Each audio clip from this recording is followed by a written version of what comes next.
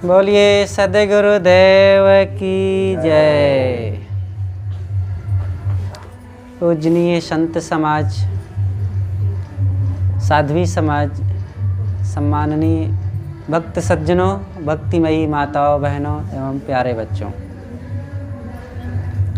अभी संत श्री प्रशांत साहब के बहुत सुंदर विचार श्रवण कर रहे थे। थोड़ी सी कुछ चर्चा मैं भी रख रहा हूँ। सदगुरु कबीर साहब कहते हैं, भक्ति प्यारी राम की जैसी प्यारी आग, सारा पट्टन जरिमुआ बहुरी ले आवे मांग।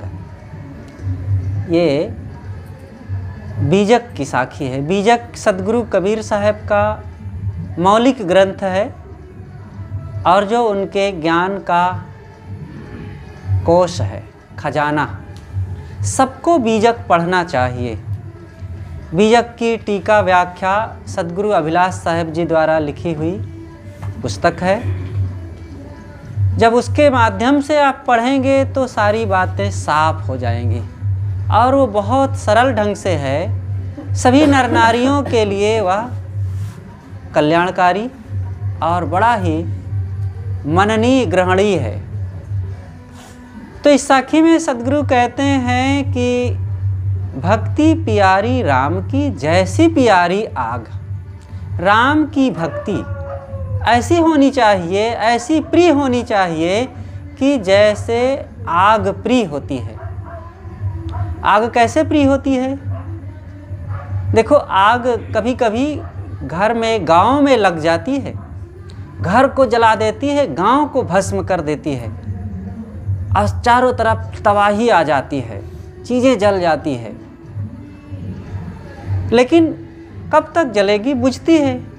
1 घंटा 2 घंटा जितना भी हो, बुझाने पर बुझती है। अब बुझने के बाद इतना नुकसान हो गया, अब फिर भी जब भोजन पकाने का समय आया, भूख लगी, तो उसी आग को फिर से जला करके लोग भोजन पकाते हैं। कोई नहीं आग को त्यागता है कि अरे इस आग ने इतनी तबाही मचाया, इसको हम सदा के लिए छोड़ देंगे। इस आग से क्या मतलब हमें, जो इतना दुख दिया हो। कोई छोड़ पाता है? कभी कभी नहीं छोड़ पाता है। ऐसे ही हमें भक्ति प्रिय होनी चाहिए हर नर नारी के लिए। हमारे जीवन में मन की शांति के लिए, आत्म कल्याण के लिए, जीवन सुधार के लिए, लोक परलोक को उज्जवल बनाने के लिए, अपने परिवार को खुशहाल बनाने के लिए, शरीर को स्वस्थ रखने के लिए और धन धान्य से संपन्न होने के लिए, सब प्रकार से ये भक्ति लाभदायी है। इसलिए इस भक्ति को सबको बहुत श्रद्धा और प्रेम के साथ स्वीकार करना चाहिए। आप कह सकते हैं कि साहब, इस भक्ति से धन, रुपया, पैसा, स्वास्थ्य कहाँ मिलता है? मिलता है। जब आप संतों के पास जाएंगे तो संत बताएंगे कि दुर्व्यसनों का त्याग करो। तो उस दुर्व्यसन का जब आपने त्याग कर दिया, चाहे वो गुटखा हो, तंबाकू हो, पान हो, सिगरेट हो, शराब हो, कोई भी नशा हो, जुआ हो, जब उसका आप त्याग कर देंगे तो उसके त्याग से आपका पैसा बचा और उस दुर्व्यसन के ग्रहण से जो आप बीमार हुए थे, वो बीमारी से बच गए और डॉक्टर को जो पैसे देने थे वो पैसे बच गए। जिस पीड़ा, दर्द और तमाम रोगों से आप इतना कष्ट उठाए थे, वो सबसे बच गए। बच्चों में जो कुसंस्कार और तमाम प्रकार के खुराफाती स्वभाव आ रहे थे आपके दुर्व्यसन होने के कारण, वो सबका सुधार हो गया। तो लाभ तो हुआ ना? पैसा बचा कि नहीं? घर की मजबूती आई कि नहीं? स्वास्थ्य में सुधार हुआ कि नहीं? तो संतों के द्वारा सब प्रकार का लाभ होता है। इसलिए ये भक्ति सबके लिए कल्याणदायी है। लेकिन जो व्यक्ति बुराइयों का प्रेमी होगा, जो व्यक्ति इंद्रियों का लंपट होगा, जो व्यक्ति अपने इच्छाओं कामनाओं के अधीन होकर के जीना चाहता है और दुख पर दुख भोगने के लिए जो अपने मन में तैयार है कि ठीक है मैं तो गलत करूँगा और जो आएगा सहूँगा, सहता ही है तो फिर उसके लिए कोई बात नहीं। अच्छा, तो भक्ति किसको करना चाहिए? भक्ति अगर दूसरे ढंग से हम समझाएं तो हम तो ये कहेंगे किसी को नहीं करना चाहिए। अब किसको नहीं करना चाहिए, इस बात को समझ लेने के बाद बात साफ हो जाएगी। भक्ति उसको नहीं करना चाहिए, सत्संग में संत गुरुजनों के पास उसको नहीं जाना चाहिए जिसके जीवन में कभी कोई प्रतिकूलता ना आती हो, जिसके शरीर में कभी कोई रोग ना आता हो। उसको भक्ति करने की और संतों के पास जाने की कोई ज़रूरत नहीं है। जिसके माता पिता भाई बंधु बाल बच्चे सब अमर हों, उसको भक्ति करने की क्या ज़रूरत है? और जिसको काम क्रोध लोभ मोह वासनाएं न सताती हों, उसको भक्ति नहीं करना चाहिए। क्या ज़रूरत है भक्ति करने की?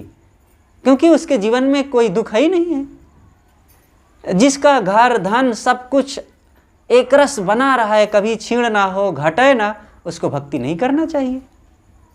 जो खुद अमर हो भक्ति ना करे। तो इन विकल्पों में से कोई एक चीज़ ऐसी है जो आपके जीवन में घटित हो रही है? कोई भी चीज़ तो नहीं है ना। न आप अमर हैं, न काम क्रोध लोभ मोह से बचे हैं, न भाई बंधु सब एक रस हैं, वे कोई अमर हैं, और ना प्रतिकूलताओं से बच सकते हैं, ना रोगों से बच सकते हैं, और ना संसार के परिवर्तन से बच सकते हैं। तो फिर भाई सबको सत्संग और भजन से, भक्ति और श्रद्धा से अपने जीवन को मजबूत बनाना ही चाहिए। यही आपके जीवन की संजीवनी बूटी है, जिससे कि आपका लोक और परलोक दोनों मंगलमय होता है। यह जीवन तो खुशहाल होगा ही। आप इस जीवन के समाप्त होने के बाद भी आखिर जो करेंगे वह सब यहीं तो नहीं समाप्त हो जाएगा। चीज़ें यहीं रह जाएंगी, घर यहीं रह जाएगा, भाई बंधु बाल बच्चे यहीं रह जाएंगे, लेकिन जो आप कर्म किए रहेंगे, अच्छा या बुरा, वो कर्मों के संस्कार साथ में जाएंगे। और जब आप भक्ति भजन करेंगे और संयम नियम का जीवन जिएंगे, त्याग और साधना में जीवन जिएंगे, तो आपके कर्म तो पवित्र रहेंगे और उन कर्मों के संस्कार रहेंगे, तो उन संस्कारों से आज सुखी रहेंगे और वो संस्कार समाप्त हो नहीं जाएंगे। वो जीव के साथ जुड़ करके जहाँ जीव आगे जाएगा, इस शरीर को छोड़ने के बाद वहाँ फिर वो चक्र शुरू हो जाएगा, सुख के या दुख के। इसीलिए तो इसी आधार पर तो आज एक बच्चा जन्मता है तो एकदम महल में जन्म लिया, हर चीज़ से उस संपन्न है, उसको कई बार रोग तकलीफ भी नहीं होती है और बुद्धिमान है बचपन से ही, और सब उसका सम्मान करते हैं, प्रेम करते हैं, कोई कमी नहीं है। और बचपना से जवानी, जवानी से बुढ़ापा आ जाता है, कोई दुख तकलीफ और प्रतिकूलता भी नहीं, रोग भी नहीं, और बढ़िया खुशहाल जीवन जीता है। तो ऐसा क्यों? और एक बच्चा जन्मते ही झोपड़ी में जन्मा, पहनने के लिए कपड़ा भी नहीं, बिछाने के लिए गुदड़ी भी नहीं, खाने के लिए घर में अनाज भी नहीं है, और उसके माँ बाप तबाह हैं, इधर उधर भाग रहे हैं, बच्चे को क्या खिलावें। और आए दिन रोग, थोड़ा सा जुकाम लग गया तो परेशान, सर्दी लग गई तो परेशान, और रोग ही रोग, रोग ही रोग। बड़ा हुआ तो बुद्धू, 4 और 8 कितना होता है उसे पता ही नहीं, और चारों तरफ अपमान पाता है। तो क्यों? आप कह सकते हैं कि कोई भगवान ने ऐसा कर दिया। भगवान ने ऐसा क्यों कर दिया? एक को धनी स्वस्थ संपन्न सुखी बना दिया, चलो अच्छा किया भगवान ने, और एक को दीन दरिद्र लाचार रोगी और विपन्न क्यों बना दिया? ऐसा क्यों? आप कह सकते हैं कि अरे भगवान की मर्जी, ऐसा भगवान है कि ज़बरदस्ती कुछ कर दे। वो ठकुराई करना और जबरदस्ती कोई काम कर दे, वो भगवान का है। ठकुर सोहाती बात कहते हैं ना कि कुछ लोग पहले होते थे जमींदारी तबके के, तो वे जबरदस्ती कुछ भी कर देते थे। एक ठाकुर जी रहे, तो वे रोज़ सुबह जाते थे लोटा में पानी लेकर के टट्टी, और एक किसान था, किसान आलू बोया हुआ था, और टट्टी करने के बहाने जाते और उसका आलू उंगली से उखियार करके खोद करके अपनी कोट के जेब में भर लाते और आग में भून भून कर कौड़ा में खाते थे। किसान जब आता देखता तो कई जगह आलू खुदे हुए हैं, तो सोचा कि मुझे अब इसको पता लगाना चाहिए। तो एक दिन सुबह से ही अंधेरे में ही आकर के वो बैठ गया एक किनारे। ठाकुर जी आए और बस बैठे और खोदने लगे। अब ठाकुर बड़े आदमी, प्रतिष्ठित गांव के रहें, अब उनको ज़्यादा कुछ कह भी नहीं सकता था किसान, लेकिन गया और कहा कि ठाकुर साहब ये आप अच्छा नहीं कर रहे हैं, किसी के खेत से आलू कहा। चुप बदमाश कहीं का, मैं आलू कहीं खोदता हूँ, मैं टट्टी कर रहा हूँ। कहा हुजूर कहाँ यहाँ टट्टी पड़ी है? तो वहीं सूखी 10 दिन की पहले की किसी की पड़ी थी, कहा देख ये टट्टी पड़ी है। तो उसने कहा अरे ठाकुर साहब ये तो सूखी। कहा अरे मैं ठाकुर हूँ, चाहे गीली है वो चाहे सूखी है वो। तो ऐसे ही ठकुराई भगवान किया हो कि वो जबरदस्ती कुछ हो कर दे, किसी को दुखी बना दे, किसी को सुखी बना दे। तो ये तो बात ठीक नहीं है। ये सब अपने कर्मों का मिलता है। जो आप करेंगे वो आपको मिलेगा, इसलिए अच्छा करो सदैव। आप अच्छा करेंगे, अपने आप घर परिवार स्वस्थ सुखी संपन्न रहेंगे, सभ्य रहेंगे। और बुरा करेंगे तो अपने आप देखो ये परिणाम है, वो आ जाता है, करना वरना नहीं पड़ता है, अपने आप आ जाएगा। आप घर में गाली गलौज बकते रहिए और असभ्यता से रहते रहिए, बच्चों में वो सब आ जाए। क्या बच्चों को सिखाना पड़ता है क्या? अच्छी अच्छी बातें तो मेहनत करके सिखाना पड़ेगा। और घर में अगर गाली गलौज, लड़ाई झगड़ा, रेतू हो रहा है तो बिना सिखाए वो बच्चे बोलने लग जाएंगे। ये स्वाभाविक प्रभाव आता है। तो मैं कह रहा था सदगुरु कबीर साहब की वो साखी कि भक्तिवान बनो। भक्ति राम की भक्ति प्रिय होनी चाहिए। राम कोई व्यक्ति नहीं है। यहाँ सदगुरु कबीर साहब अयोध्याधीश श्री राम की बात नहीं कह रहे हैं कि उनकी भक्ति ऐसी करो। वो भक्ति सार्वभौमिक है भी नहीं। राम को बहुत लोग नहीं भी मानेंगे, कृष्ण उपासक राम को नहीं मानेंगे, और वेदांती राम को नहीं मानेंगे, और मुसलमान लोग मानेंगे ही नहीं राम को, ईसाई लोग मानेंगे ही नहीं, बहुत लोग राम को नहीं मानेंगे। लेकिन जिस राम को सदगुरु कबीर साहब कहते हैं उस राम को कोई नकार नहीं सकता, चाहे जो हो। वो है आत्मा राम। अपने आत्मा राम की, स्वरूप चेतन की, निज आत्म तत्व की भक्ति कैसी प्रिय होनी चाहिए? जैसे आग प्रिय होती है सबको। जैसे कठिनाइयाँ आने पर भी आग को कोई छोड़ा नहीं। कई बार और भी घटनाएं घटती हैं। ट्रेन से जा रहे थे, ट्रेन दुर्घटना हो गई, सैकड़ों लोग मर गए, बहुतों के हाथ पैर कट गए, और जो लोग बचे हैं स्वस्थ हैं। अब ट्रेन लाइन बाधित हो गई, अब बीच में पड़े हैं, तो सरकार से फिर अपील करते हैं कि जल्दी आप कोई ट्रेन की व्यवस्था कीजिए, हमको अपने घर पहुंचना है। जिस ट्रेन से हजारों लोग छत बिछत हो गए, उसी ट्रेन के लिए फिर कहते हैं कि हमारे लिए दूसरी ट्रेन की व्यवस्था करो, हमको घर पहुंचना, हमारे बाल बच्चे सब दुखी हैं। तो क्या कोई ट्रेन को छोड़ दिया? जिस शादी के करने के बाद कई बार शादी छूट जाती है, टूट जाती है, फिर लोग शादी कर लेते हैं, कितनी तकलीफ उठाने के बाद भी। बाल बच्चे पैदा हुए, बीमार हो गए, ख़त्म भी हो गए, फिर बाल बच्चे पैदा करते हैं। जिस घर में रह रहे थे वो भाई बंधु, माता पिता, पति पत्नी लड़ते झगड़ते हैं, कई बार बड़ी परेशानी होती है। यहाँ तक कि कभी पत्नी भाग जाती है तो कहीं पुरुष घर छोड़ के चला जाता है और फिर आके वहीं रहता है। कहाँ जाएंगे? कठिनाइयाँ आने पर क्या कोई छोड़ देता है? आप लोग किसानी करते हैं और कई बार बाढ़ आ जाती है, ओला पड़ जाता है और फसल रोग लग जाते हैं, खराब हो जाता है, नुकसान हो जाता है, फिर करते हैं तो क्या कोई छोड़ देता है? इसी प्रकार इस भक्ति पथ में भी अगर कठिनाइयाँ आवें तो सहो। किस रास्ते पर चलने में कठिनाई नहीं आती है? कहीं भी चलोगे कठिनाइयों का सामना करना ही पड़ेगा। बुराइयों के रास्ते पर जब कठिनाइयाँ आती हैं, लोग उसको बड़े खुशी खुशी सह लेते हैं, तो ये तो भलाई का रास्ता है, कल्याण का रास्ता है, लोक परलोक सुधरने का रास्ता है। फिर इसमें कठिनाई आवे तो बड़े शौक से स्वीकार करना चाहिए। यहाँ तो कोई बात ही नहीं कि छोड़ दे।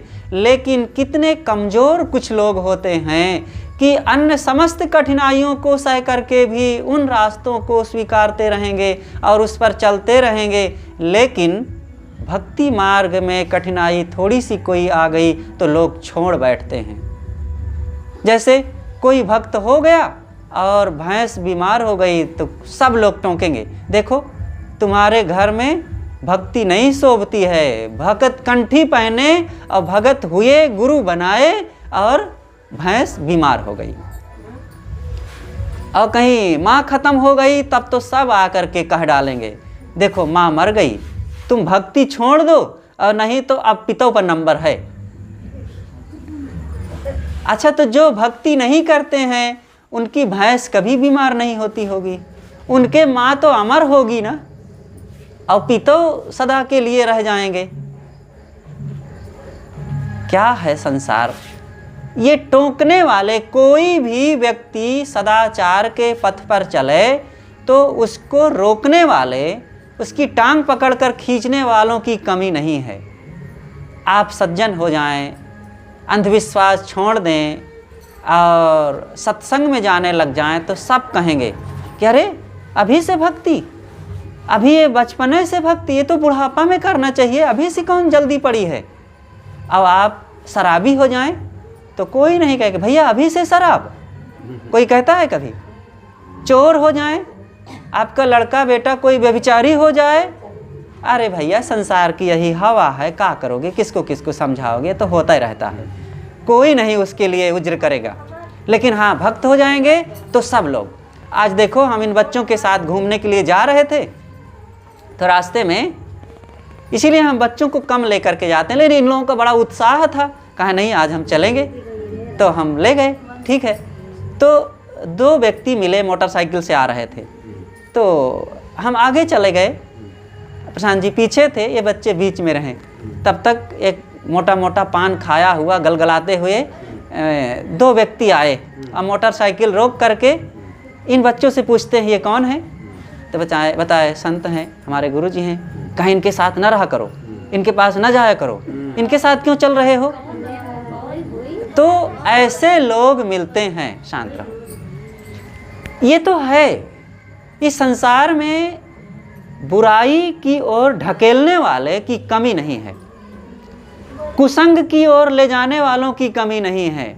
उन्नति आप कर रहे हैं तो आपको किसी न किसी ढंग से गिरा देने के लिए, फंसा देने के लिए, हानि कर देने वालों की कमी नहीं है।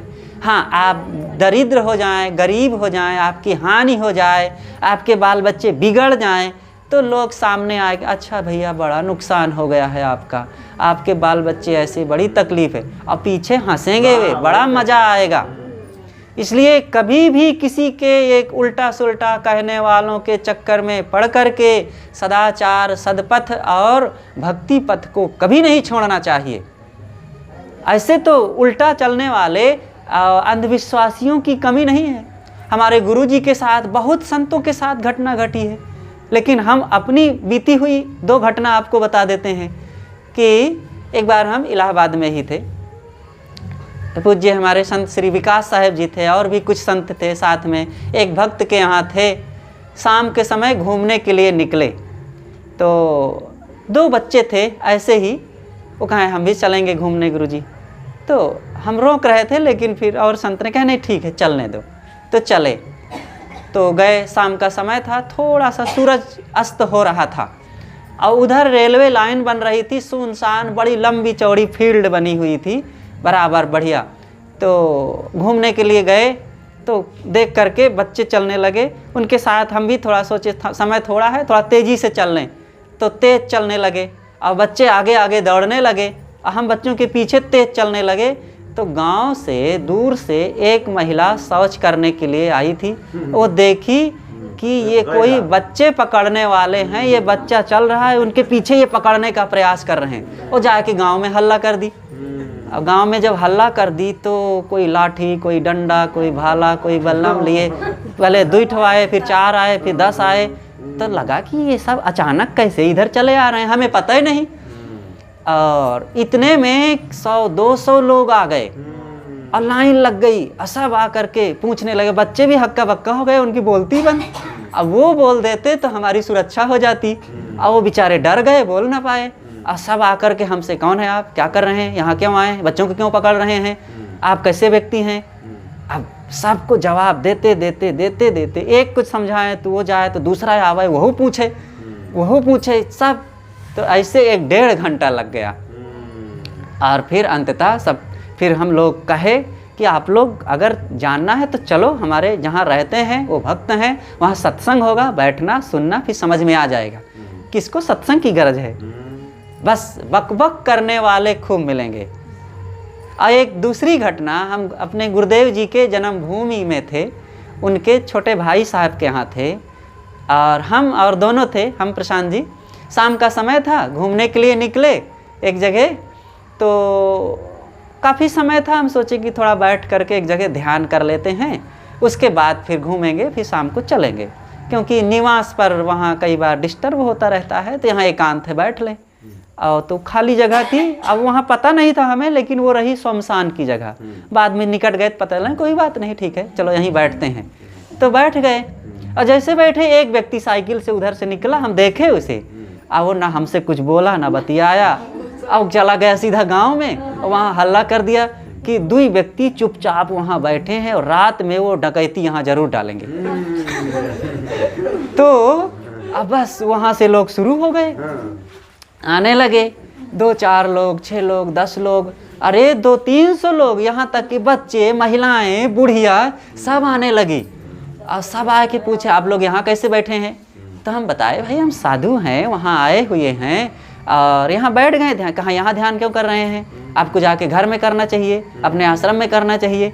अब उनको ध्यान का क्या रहस्य कुछ पता ही नहीं है, लेकिन कुछ बोलना है, तो कुछ उनको समझाए बताए, वो शांत हुए तो दूसरे आवे, तीसरे आवे।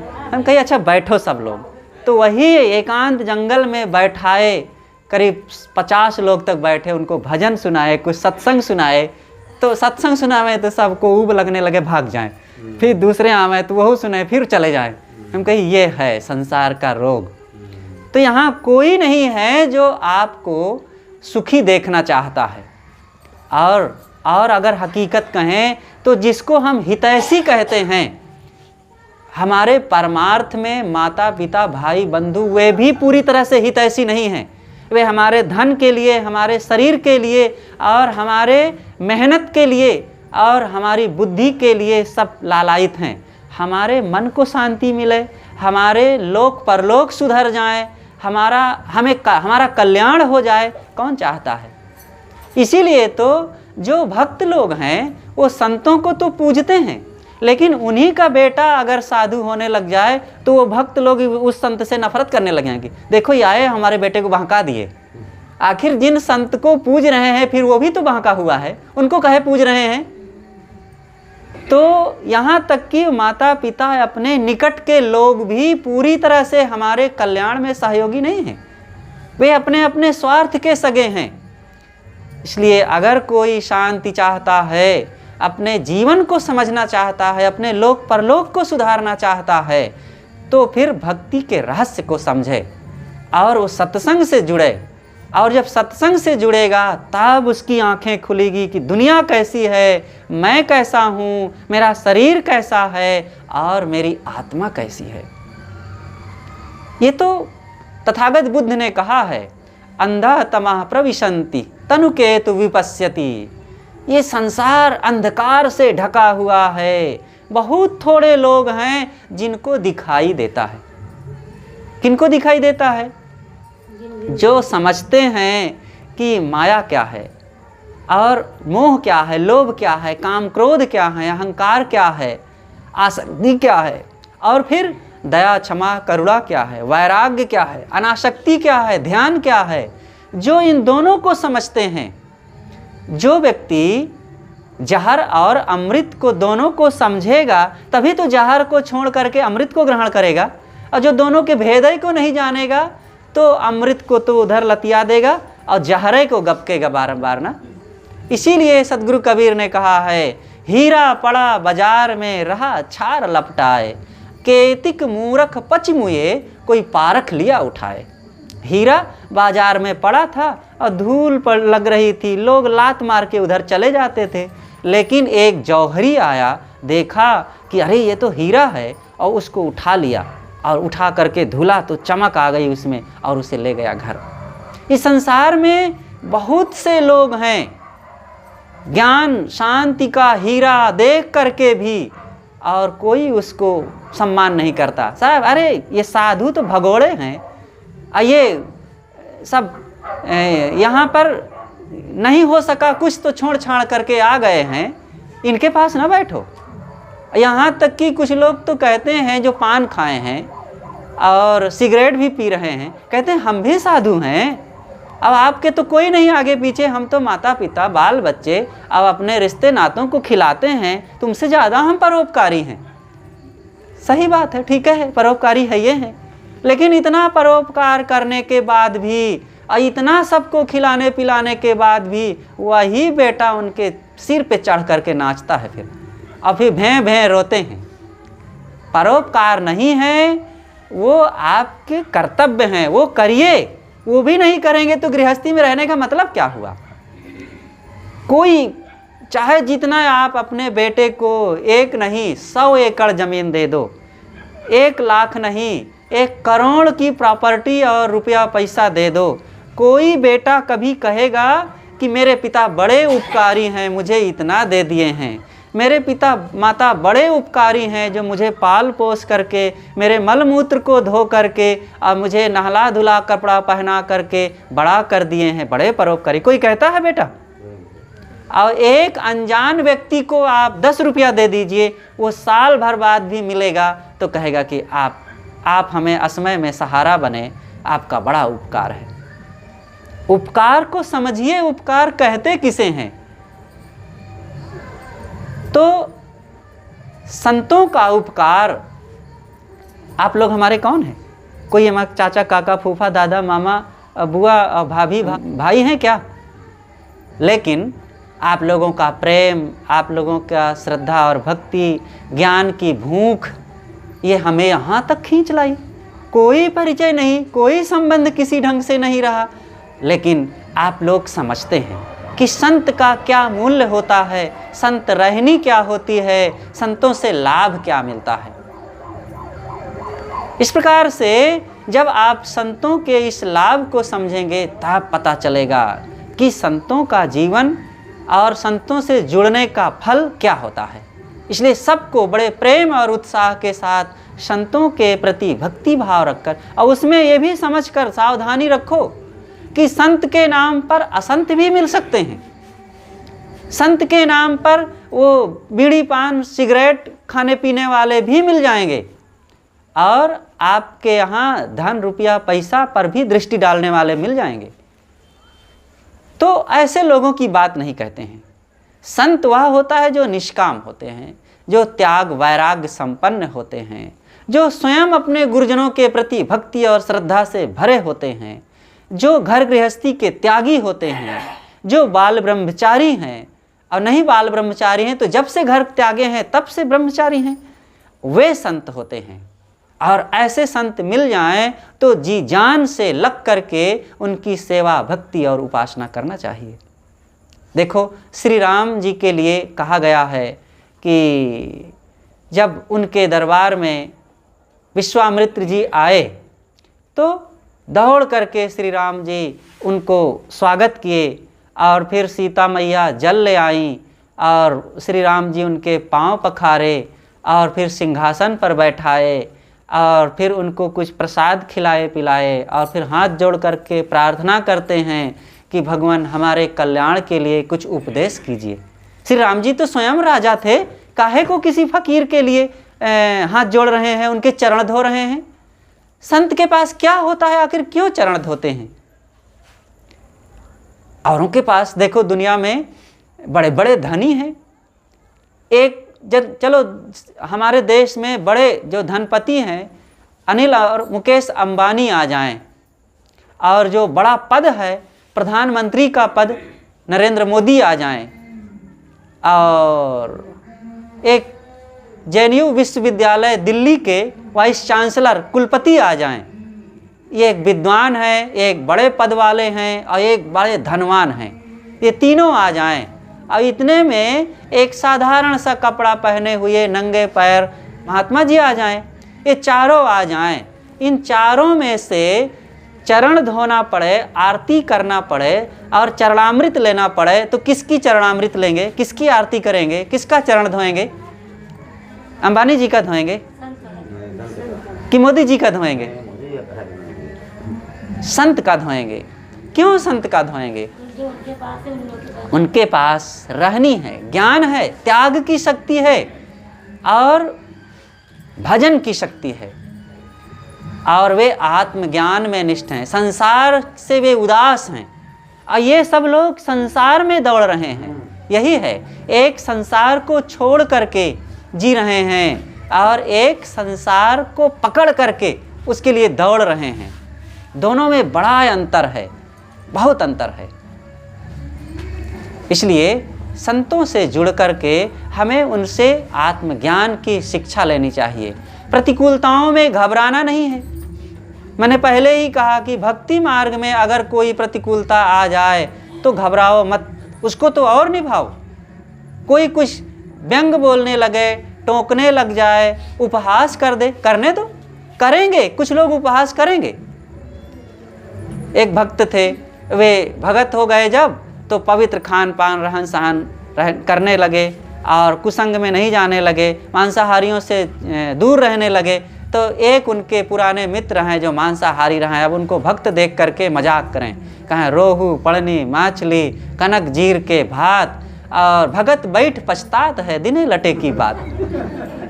अब देखो, अब बढ़िया रोहू मिले, पड़नी मछली मिले और कनक जीर चावल का भात मिले, अब बढ़िया खाए, आनंद आवे। अभी भगत हो गए, बैठ पछता रहे हैं कि हमको रोहू पड़नी मिलते नहीं। तो ऐसा कहेंगे लोग। अब ऐसा कोई कह दे तो आप भी ललचाए के खाने लग जाएंगे। ऐसा नहीं, कहने दो। ये दुनिया ऐसी ही है, कहने वाले अनेक ढंग से। यहाँ कभी संसार को खुश नहीं किया जा सकता है। आप अपने को खुश कीजिए। तू ही रिझत क्यों नहीं, कहा रिझावत और, तेरे ही आनंद से चिंता मणि सब ठौर।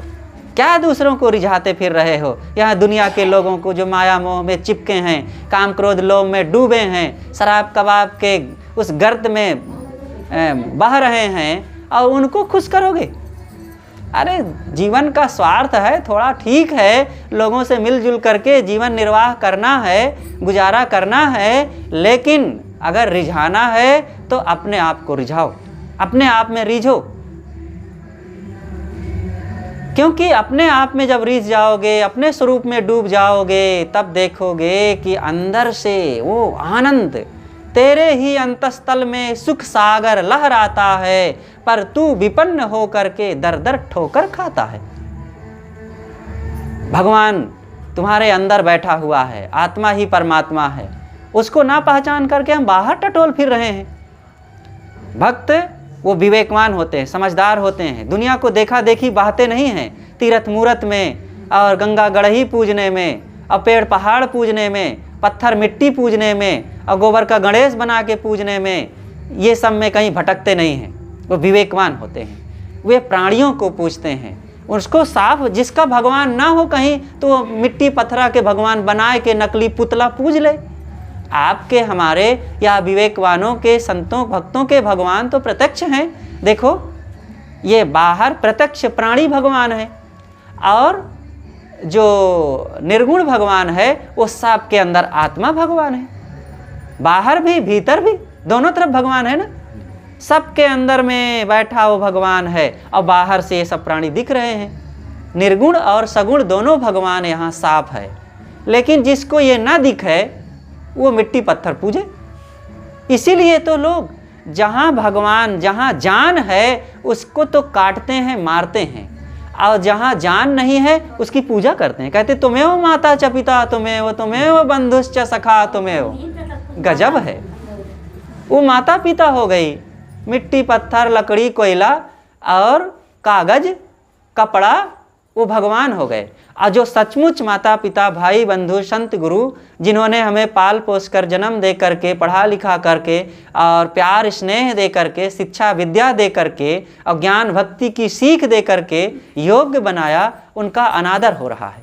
उल्टी बुद्धि जड़मति की यही निशानी है। इसलिए इन सारी जड़ताओं से निकलें, विवेकवान बने और देखा देखी भक्ति में ना पड़ो। देखा देखी जो भक्ति करेगा वो भक्ति छोड़ बैठेगा। भक्ति भाव भादव नदी सबे चली घहराए और सरता सोई सराहिए जो जेठ मास ठहराए। भादव में तो साधारण नदी नाले भी घहरा के बहने लगते हैं। उस नदी की प्रशंसा है जो जेठ के महीने में भी चाहे थोड़े थोड़ा पानी बहाए, लेकिन जेठ में भी जो प्रवाहित है धारा जिसमें बह रही है उसकी प्रशंसा है। इसी प्रकार एक दूसरे के देखा देखी वो भी सत्संग में आ गए, वो भी भगत हो गए। भैया हम भी भगत हो जाते हैं, तो देखा देखी भगत तो बहुत लोग हो जाते हैं, लेकिन प्रशंसा उस भक्त की है कि जो हानि आने पर, तकलीफें आने पर, वियोग आने पर, रोग आने पर भी अपनी नैतिकता, सदाचार और भक्ति मार्ग को छोड़ता नहीं है, बल्कि कठिनाइयाँ आने पर उसकी भक्ति और चमक जाती है। आपको हम सच्ची घटना बतावें कि हम 3-4 साल पहले आश्रम में थे। आश्रम में हमारे कुछ भक्त लोग आए थे जो गुजरात के थे, लेकिन वो करीब 30 साल से सब अमेरिका में रहते हैं। और वो सब सीधा अमेरिका की ओर से ही आए थे, बनारस में उतरे और कहाँ कहाँ होते हुए 1-2 जगह फिर वो हमारे यहाँ आए। 5-6 लोग थे सब। तो वे हमारे पास में ही यमुना नदी बहती है, पास में बुद्ध का अवशेष है, किला है, भस्म, वो तमाम देखने लायक है। कुछ पुराना ऐतिहासिक ये चीज़ें हैं, क्योंकि कौशाम्बी आज से 2500 वर्ष पहले बहुत समृद्ध नगर था। तब प्रयागराज नहीं बसा था, तो वहाँ देखने के लिए गए।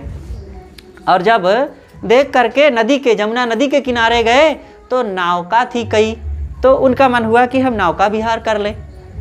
और वो नौकाएँ छोटी छोटी नौका, लड़के लोग सब ऐसे चला रहे थे। तो एक देवी आपस में वो लोग कहें चलो नौका में बैठ करके यमुना में थोड़ा सा घूम आते हैं। तो एक लड़के से बात किए, कहें 100 रुपये में हम घुमा देंगे। तो कहें अरे तो बहुत सस्ता है, ठीक है। तो हमारा तो मन हुआ कि हम इनको रोकें, नहीं घूमना है, लेकिन चलो बाहर से आए, इनका मन है घूम लेते हैं। हम भी बैठे और सब लड़के, सब वो बाहर के आगंतुक भी बैठे। और जमुना नदी बहुत गहरी होती है, उसकी धारा भी बहुत तेज होती है। तो जैसे बैठे तो लड़के लोग चलाने वाले, और नौका भी पटरियों से जुड़ी हुई, सब ऊपर पटरी धरी थी, छोटी सी नौका। और जब बैठे तो नौका काफ़ी बैठ गई नीचे, बस इतना ही पानी बचा। तो जब उसका ड्राइवर जो था, केवट चलाने वाला मल्लाह लड़का था, तो अपने साथी से कहता ठेल। जब वो ठेला, जैसे ठेला पलट गई नाव। अब पास में ही केवल 2-3 हाथ ही पानी था उसमें, 4 हाथ ज़्यादा से ज़्यादा, पलट गई। हम सब लोग नीचे और नाव का ऊपर, और उसकी सारी पटरियाँ उड़ निकल करके सब तैरने लगी। अब देखो बाहर से सब लोग आए थे, अगर बीच में गए होते तो निश्चित है वो लड़का डूबाता, और कितनी बड़ी बदनामी होती, कितना कष्ट होता सबको। अच्छा था कि किनारे हुआ, लेकिन इतनी बड़ी घटना होने के बाद भी वे भक्त लोग बड़े घबराए। बाद में निकले, साहब आप रहे तो आज हम लोग बच गए। ये सब गुरु जी की कृपा, आपकी कृपा से हुआ, नहीं तो आज हम लोग जिंदा नहीं लौट पाते। और चाहे गुजरात होता या अमेरिका होता, सब तरफ वहाँ से जा कर के भी फ़ोन किए तो कहते हैं साहब आपकी कृपा से ये सब हुआ है। देखो ये है भक्ति और श्रद्धा। जब ऐसी निष्ठा होती है तब यह होता है। नहीं तो कहते हैं देखो संत रहे, ये संत रहे तब वो हम डूब गए, संतों से कोई फायदा नहीं, छोड़ो इनके पास कभी नहीं जाना है। ऐसे लोग, कुछ लोग नकारात्मक सोच वाले ऐसे सोच लेते हैं। इसलिए सदैव अच्छी सोच रखना चाहिए, और जब सकारात्मक सोच रखेंगे, अच्छे विचार विवेक रखेंगे, तब हम गुरु संतों से लाभ ले पाएंगे और अपने जीवन में भक्ति पथ को निभा पाएंगे। इसलिए हमें बड़े उत्साह और प्रेम के साथ भक्ति मार्ग में चल करके अपने जीवन का कल्याण करना है, साथ साथ अपने बाल बच्चों को भी वो मार्गदर्शन करना है, ताकि वे भी एक इंसान बन सकें। आज यहाँ मनुष्य तो बहुत पैदा हो रहे हैं, लेकिन मनुष्यता नहीं दिखती है, शैतानियत और पशुता चारों तरफ दिख रही है। देख रहे हैं कि मनुष्य हो करके हिंसा हत्या कर रहे हैं, मारकाट कर रहे हैं, लूट फूंक कर रहे हैं, राहजनी कर रहे हैं, मनुष्य मनुष्य को मार रहा है। तो ये कितनी बड़ी चारों तरफ हैवानियत फैली हुई है।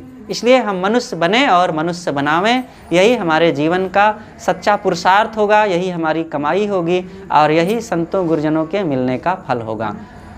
तो बहुत बढ़िया, ये सुंदर सुअवसर मिला भक्ति भजन करने का, आत्म कल्याण करने का। तो इन चीज़ों को समझ करके आत्मोद्धार और आत्म कल्याण का काम करना चाहिए। अपनी बातें यहीं पर अब समाप्त करते हैं। बोलिए सद्गुरुदेव की जय।